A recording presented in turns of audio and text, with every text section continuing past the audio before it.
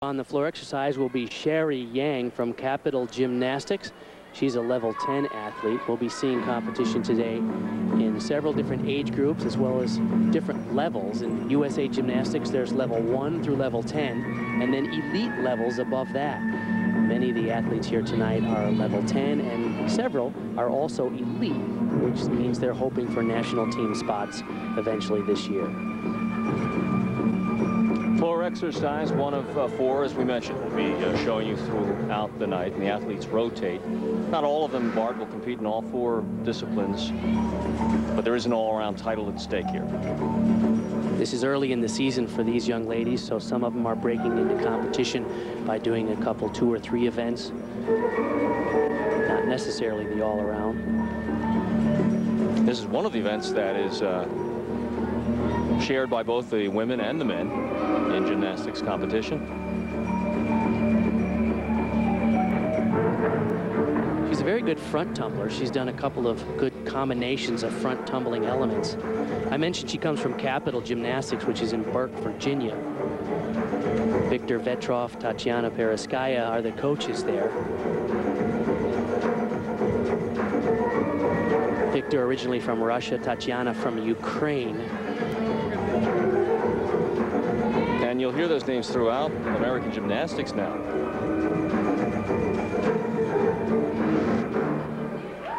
That's true, certainly after the end of the fall of the Soviet Union. We've had more coaches move to the United States from the former Soviet republics and have made a big contribution, as well as some Romanian coaches.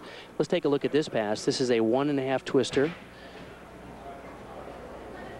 Not bad, a lower level of difficulty than we'll see from some of the other gymnasts here tonight. But as I mentioned, she's a level 10, working her way up through the national program, and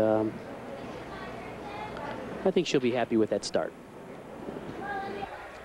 We go to the beam, and from the Brestians Club, the powerful group outside of Boston, Ming-Ya, Zhou. Nice start there with a front somersault on. Now watch this sequence. She's going to do a back handspring to a back flip with a full twist. This is really world-class gymnastics for such a young lady. Nicely done. You see her coach actually stepped in there, Mihai Brestian. Normally the coaches aren't allowed to spot, but in a meet like this, for safety reasons, and considering she's doing such a difficult skill, it's allowed, as long as he doesn't spot her. Well, the judges are looking for those acrobatic movements that you've seen. There's another one, a front somersault. She's not much wider than the beam. They also need to see a leap like that and a dance series, as she showed, or a dance and acrobatic combination. A full turn like that is a requirement. These are all things called special requirements that the judges need to see from the gymnast. Difficult side leap.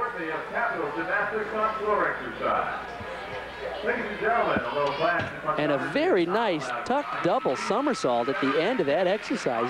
Boy, she packed it full of difficulty. You notice she didn't quite have the fluid movement that you'll see from some of the more mature gymnasts, but boy, can she do the tricks. She can polish up her form and execution, but you can't teach acrobatics like that. Ming-Ya Zhou, 9.425 on the beam. Now we go to the bars, the uneven parallel bars for the women. Davi Wilson for the Parkettes. For the younger gymnasts, generally the uneven bars is one of the slowest events to develop, partly because of the physical strength that it takes.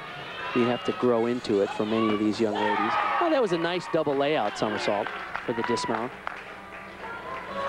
The gymnasts on the bars have to show changes 2 times, changing from one bar to the next. A flight element or a release move, and then the dismount is important.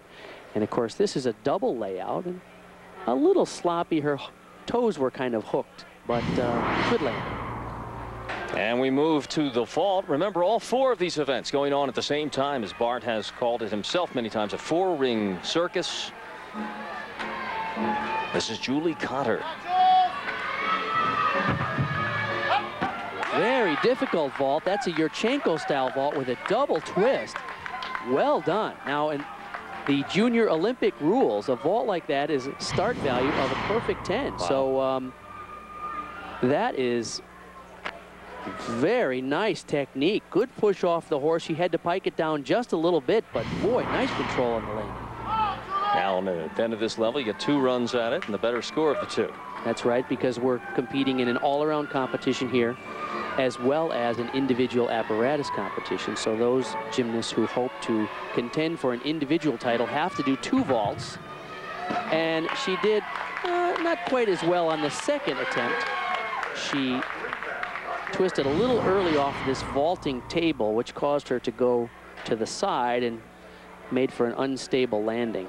Got a little anxious to push off the table and twist early. Sure enough, she finishes with a 9-7. Now on floor exercise for Capital Gymnastics. Also from the Capital Courtney. Gymnastics team from Burke, Virginia, as Bart mentioned, this is Olivia Courtney. Olivia competing in the youngest of the 5 age categories in the meet tonight.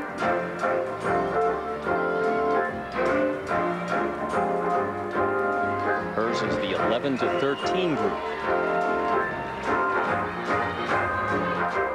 Very springy opening tumbling combination of front somersaults. To point out some of the things the judges are looking for today. They require the gymnasts, of course, to do tumbling and dance moves. They need a series of acrobatic elements. And as you saw in her opening tumbling pass, an acrobatic series which includes 2 saltos, as she showed. Throughout the exercise, they have to do 3 different types of saltos: a front salto, perhaps a twisting salto, a back salto.